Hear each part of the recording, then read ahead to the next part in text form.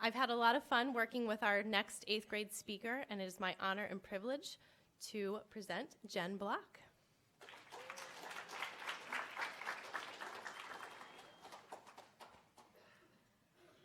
Good morning, faculty and students.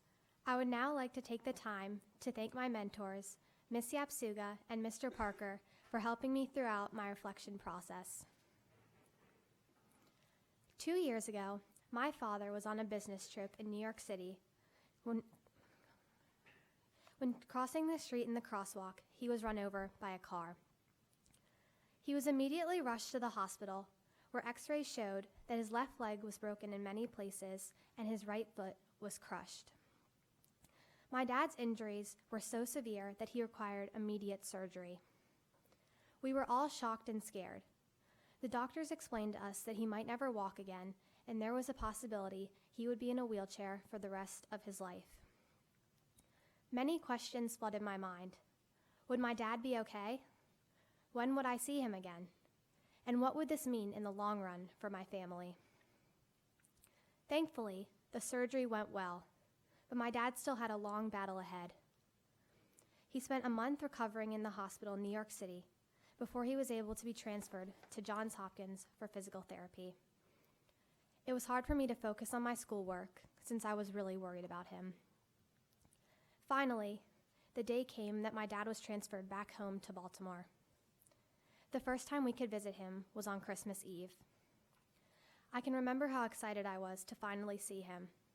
However, I was also feeling scared, as I wasn't sure how bad he would look after all he had been through. When we first walked into my dad's hospital room, I didn't really know what to say. One of his legs had a giant brace going all the way up from his ankle to his hip. The other leg had tire tracks on his calf and pins sticking out of his foot. My dad looked like he was in a lot of pain, but he was excited to see us. We hugged him carefully as we were afraid to hurt him more. The hospital room was cluttered and cramped with medical equipment and supplies. It was hard for me to believe this was my dad's new home for the next few weeks.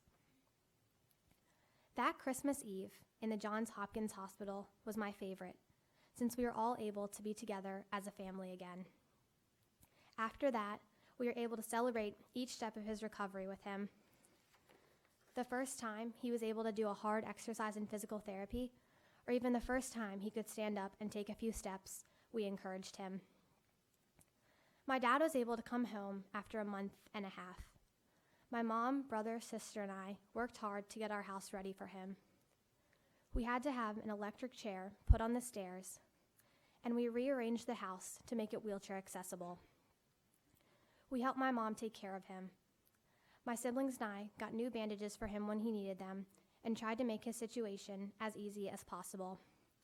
We knew we were all in it together. Through it all, my dad never complained, and he appreciated everything we did for him. He worked hard in physical therapy and was able to relearn how to walk. However, most of all, he appreciated us just being there with him. I took for granted my relationship with my dad until he was seriously hurt. Now, I cherish every minute I spend with him. This experience taught me the importance of relationships and having someone there to support you. Recently, I have learned this in another memorable way. This year, I have been fortunate enough to serve a community that does not always have someone there to support or care about them. Every Sunday, 2 friends and I go downtown to feed and spend time with the homeless. Each time we go, we walk around the small park, talking to and encouraging people. Many of their stories have been so touching and heartbreaking. One person's story that really spoke to me was from an older man named Terry. About 6 months ago, Terry was also in a horrible car accident and was immediately rushed to the hospital, where he stayed for 6 long months. Like my dad, Terry endured many hours of physical therapy and pain. A few weeks ago, Terry was released from the hospital. When my friends and I met him, the only thing he was dressed in was a hospital gown and a pair of sweatpants.